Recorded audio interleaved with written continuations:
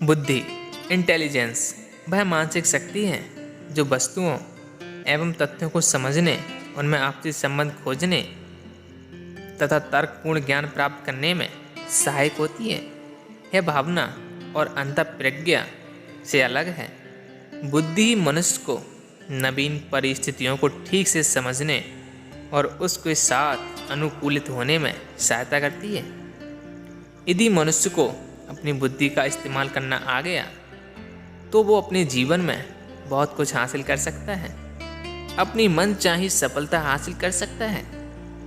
तो आज हम जानेंगे इस बौद्ध कहानी के माध्यम से कि हम अपनी बुद्धि का इस्तेमाल कैसे कर सकते हैं, इस बुद्धि का सदुपयोग कैसे कर सकते हैं और हम अपनी बुद्धि को कैसे बढ़ाएं, अपनी मेमोरी पावर को कैसे बढ़ाएं। तो जानते हैं इस बौद्ध कहानी के माध्यम से।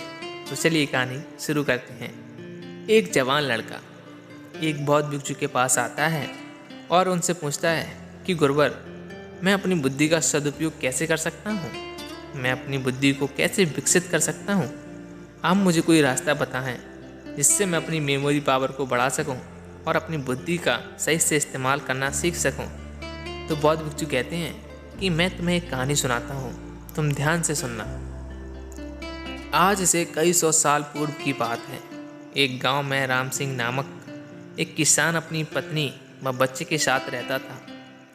राम सिंह अनपढ़ व गरीब था, मगर अपनी बेटी सुंदर को वह पढ़ा लिखा कर किसी योग्य बनाना चाहता था, ताकि उसका बेटा भी उसकी भांति उम्र भर मेहनत मजदूरी ना करता रहे।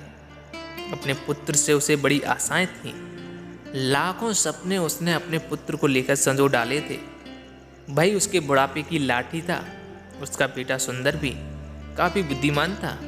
वह गांव के पंडित कस्तूरी लाल के पास जाकर शिक्षा ग्रहण कर रहा था। उसने भी अपने मन में ही सोचा हुआ था कि वह भी पढ़ लिख कर बड़ा आदमी बनेगा और अपने माँ बाप के कदमों में दुनिया भर की सारी खुशियाँ और सारे सुख लाकर डाल देगा। इंसान यदि किसी लक्ष्य को निर्धारित कर ले और सच्चे मन से उसे पाने का प्रयास करे तो वह उसमें सफलता प्राप्त कर ही लेता है। ऐसा ही सुंदर के साथ भी हुआ। वह अपनी कक्षा में अच्छे नंबरों से उत्तीर्ण हुआ। सारे गांव में उसकी खूब वाहवाही हुई। अपने बेटे की इस सफलता पर राम सिंह का मस्तिष्क भी गर्व से ऊंचा हो उठा।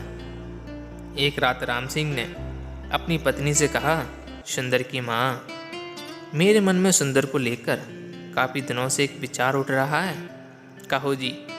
राम सिंह की पत्नी ने कहा, ऐसी क्या बात है, क्या सुंदर की शादी ब्याह की विचार बनाया है आपने?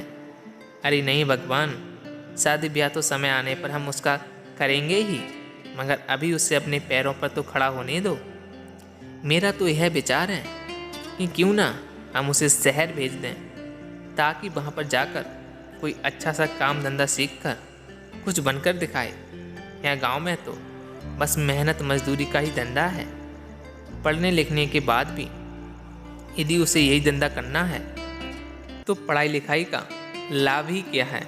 हमारा तो अपना कोई खेत भी नहीं है जिसमें मेहनत करके वह कोई तरक्की कर सके।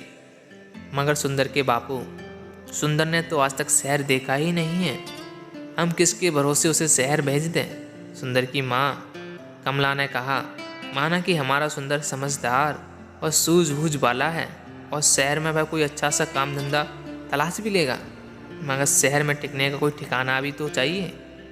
सुनो सुंदर की माँ, शहर में मेरा एक मित्र है। हालांकि हम दोनों बरसों से एक दूसरे से मिले नहीं हैं, मगर फिर भी मुझे उम्मीद है कि यदि मैं सुंदर को उसका पता ठिकाना समझाकर भेजूं तो वह अवश्य ही उसे शरण देगा और रोजी रोजगार ढूंढने में वह सुंदर की सहायता भी करेगा। बात तो आपकी ठीक है सुंदर के बापू, लेकिन मेरा मन नहीं मान रहा है कि मैं अपने लाल को अपनी आंखों से दूर करूं। ऐसा तुम अपनी ममता के हाथों मजबूर होकर कह रही हो, मगर दिल से तो तुम भी यही चाहती हो कि हमारा बेटा तरक्की करे, इसलिए दिल को मजबूत बनाओ। सुंदर शहर जाकर कुछ बन गया तो हमारा बुढ़ापा भी सुख से गुजरेगा।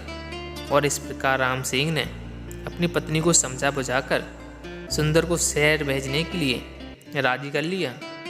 उसी शाम सुंदर जब अपने यार दोस्तों के साथ खेल कूद कर घर वापस आया तो राम सिंह ने बड़े प्यार से अपने पास बैठाया और अपने मन की बात बता दी। सुंदर यह जानकर बहुत खुश हुआ कि उसका बापू उसे शहर भेजना चाहता है। वास्तव में सुंदर भी यही चाहता था कि वह किसी प्रकार शहर चला जाए और वहाँ कोई ऐसा काम धंधा करे जिससे उसका परिवार सदा सदा के लिए गरीबी से छुटकारा पाकर सुख भोगे। अतः पिता का प्रस्ताव पाकर वह बड़ा खुश हुआ और बोला, पिताजी, चाहता तो मैं भी यही था कि पढ़ लिख कर शहर जाऊँ और अच्छी सी नौकरी करके घर की कमाई में आपका हाथ बटाऊँ, मगर कहीं आप मुझे शहर भेजने से इनकार ना कर दें। यही सोचकर मैंने आपसे अपने मन की बात नहीं कही, मगर जब आपने स्वयं ही मुझे शहर भेजने के लिए कह दिया है तो इससे अधिक खुशी की बात मेरे लिए भला क्या हो सकती है। मैं अवश्य ही शहर जाऊंगा। और इस प्रकार दूसरे ही दिन राम सिंह ने उसे दीन दुनिया की ऊंच नीच समझाई और अपने मित्र का पता देकर शहर के लिए विदा कर दिया। सुंदर काफ़ी सूझबूझ वाला समझदार युवक था। अपने माता पिता के दुख दर्द को भली भांति समझता था। वह यह भी जानता था कि गांव में रहकर तो उसका भविष्य अंधकार में ही डूबा रहेगा, जबकि उसकी इच्छा बड़ा आदमी बनकर अपने माता पिता को भरपूर सुख देना था। अतः खुशी खुशी वह शहर के लिए रवाना हो गया। शहर आकर सुंदर की आंखें चुंधिया गईं। खूब भीड़ भड़क्का, सजी समरी दुकानें, तांगे का आवागमन। खैर आश्चर्य से वह सब देखता सुंदर अपने पिता के कथित दोस्तों से मिलने चल दिया। लेकिन जब वह पता के बताए स्थान पर पहुंचा तो पता चला कि उसके पिता का दोस्त रामचंद्र तो जाने कब का मर कब गया और अब तो उसके परिवार का भी कोई अता पता नहीं था। यह जानकर सुंदर बहुत निराश हुआ और सोचने लगा कि अब क्या होगा। आशा निराशा तो जीवन में चलती ही रहती है, लेकिन सुंदर उन युवकों में से नहीं था जो हताश होकर बैठ जाते हैं। उसमें हिम्मत और आत्मविश्वास कूट कूट कर भरा था। उसने अपने आप को दिलासा दिया और बोला, बेटे सुंदर, निराश होने से कुछ नहीं होगा। अब शहर आ ही गए हैं तो कुछ करके ही लौटेंगे। माँ और बापू ने मुझसे बड़ी उम्मीदें लगा रखी हैं। मैं ही उनके बुढ़ापे की लाठी हूँ। अब शहर आ ही गया हूँ तो कुछ बनकर ही लौटूंगा। तुझे याद नहीं, गांव में मास्टर जी कहा करते थे, हिम्मत है मर्दा, मद्दा है खुदा। यानी जो लोग हिम्मत करते हैं उनकी मदद खुद भगवान करते हैं। अपने आप को इसी प्रकार हौसला बांधते हुए सुंदर पूछता पूछता एक सराय में आकर ठहर गया। उसने स्नान आदि से निवृत्त होकर थोड़ा आराम किया, फिर किसी नौकरी की तलाश में निकल पड़ा। वह जहाँ भी नौकरी मांगने जाता, दुकानदार उसके बातचीत करने के ढंग और उसकी सूझबूझ से प्रभावित होता, किंतु कोई जान पहचान न होने के कारण उसे नौकरी नहीं मिल पाती थी। इसी प्रकार कई दिन गुजर गए। सुंदर गांव से अपने साथ जो रुपया पैसा लेकर आया था वह भी लगभग समाप्त होने को था। अब तो सचमुच सुंदर को चिंताओं ने और घेर रखा था।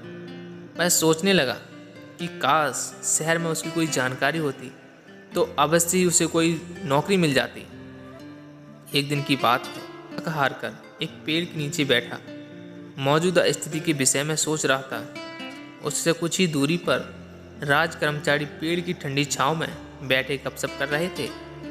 अनमनासा सुंदर उनकी बातें सुनने लगा। एक दूसरे से कह रहा था, कुछ भी कहे भाई रामवीर, तू बड़ा नसीब वाला है।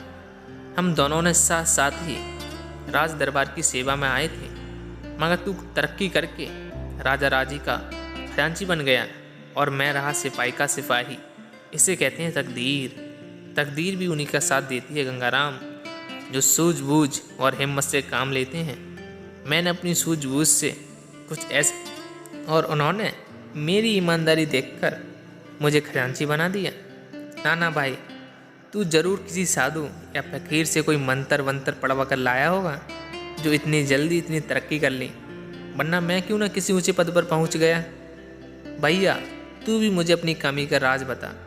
तेरे जैसे लोग इसी चक्कर में रहते हैं कि पकी पकाई मिल जाए और खा लें। अरे भाई मेरे, अगर इंसान में हिम्मत, हौसला, ईमानदारी, साहस और सूझबूझ हो तो वह पहाड़ को खोदकर नदी बहा दे, देख, तू वह मरा हुआ चूहा देख रहा है? रामवीर ने सड़क के किनारे पड़े एक मरे हुए चूहे की ओर इशारा किया।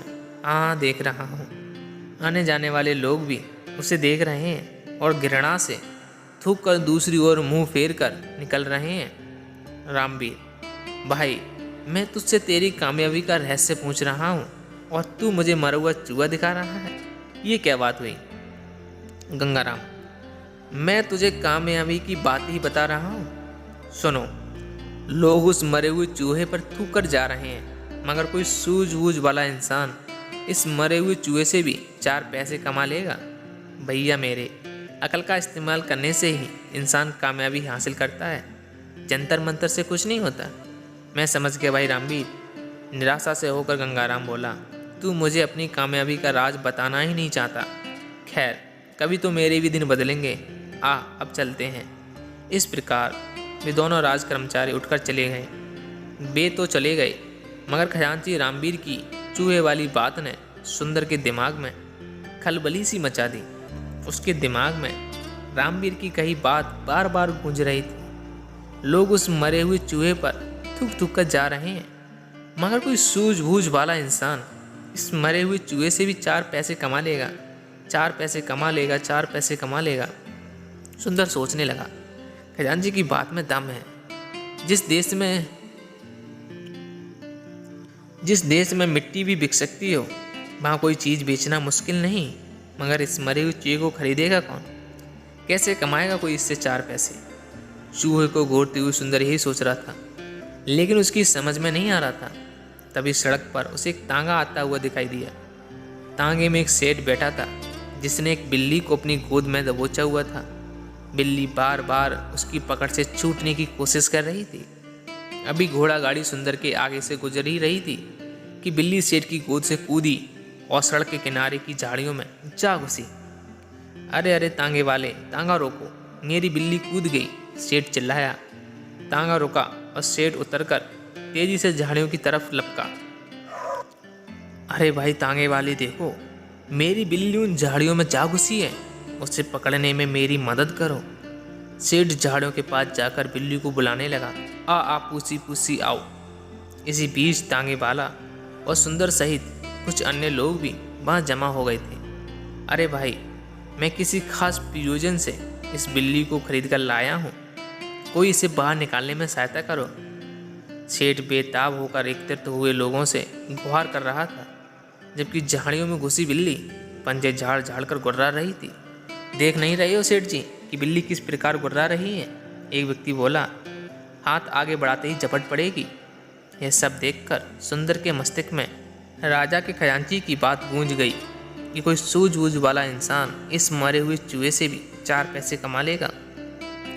सुंदर के मस्तिष्क में धमाका सा हुआ और तुरंत उसके मस्तिष्क में एक युक्ति आ गई। वह सेठ से बोला, सेठ जी, अगर मैं आपकी बिल्ली को काबू करके दूं तो आप मुझे क्या देंगे? आए सेठ जी ने तुरंत सुंदर की ओर देखा और बोला, भाई, तू मेरी बिल्ली को काबू करके देगा तो मैं तुझे चांदी का एक सिक्का दूंगा।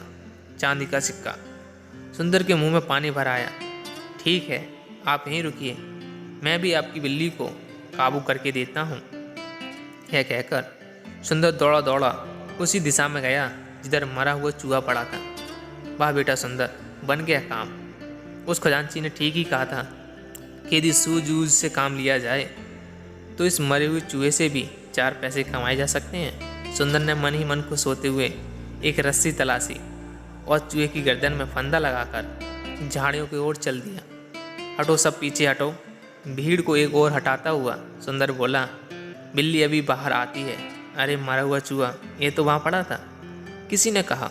दूसरा बोला, भाई वाह, इस लड़के ने तो मौके का फ़ायदा उठाकर एक सिक्का कमा लिया। इसे कहते हैं बुद्धि का करिश्मा। यह लड़का अवश्य एक दिन बड़ा आदमी बनेगा। लोग तरह तरह की बातें बनाने लगे। सुंदर झाड़ियों के करीब बैठ गया और रस्सी से बंधे चूहे को बिल्ली के सामने लहराने लगा। मोटे चूहे को देखकर बिल्ली के मुंह में पानी भर आया। एक नज़र उसने मैत्री भाव से सुंदर की ओर देखा, फिर दुम हिलाती हुई धीरे धीरे सुंदर के करीब आने लगी। सभी लोग उत्सुकता से सभी लोग उत्सुकता से यह तमाशा देख रहे थे और फिर कुछ ही पलों बाद चूहे के लालच में जैसे ही बिल्ली बाहर आई, सुंदर ने उसकी पीठ पर प्यार से हाथ फेरा और उसे गोद में उठा लिया। तो तुमने देखा कि सुंदर ने कैसे अपनी बुद्धि से मौके का फ़ायदा उठाया। ठीक वैसे ही तुमको भी अपनी ज़िंदगी में ऐसे ही मौक़ों का फ़ायदा उठाना है। रही बात बुद्धि विकसित करने की, मेमोरी पावर बढ़ाने की, तो हम उसको विकसित कर सकते हैं। हम हमारी बुद्धि विकसित करने के लिए अपने माइंड से वो काम करवाना चाहिए जिससे हमारा मन घबराता है। हम अपनी आंखें बंद करके वो काम कर सकते हैं जिन्हें हम रोज़ करते हैं, जैसे आंखें बंद करके नहाना, अपने कमरे में अपनी आंखें बंद करके सारे वो काम करना, कपड़े ढूंढना, मोबाइल फ़ोन रखना, बहुत सारी चीज़ें। जो काम हम सीधे हाथ से करते हैं उनको उल्टे हाथ से शुरू कर सकते हैं। हम पहेलियाँ सुलझा सकते हैं, चेस खेल सकते हैं। इससे हम अपनी मेमोरी पावर बढ़ा सकते हैं।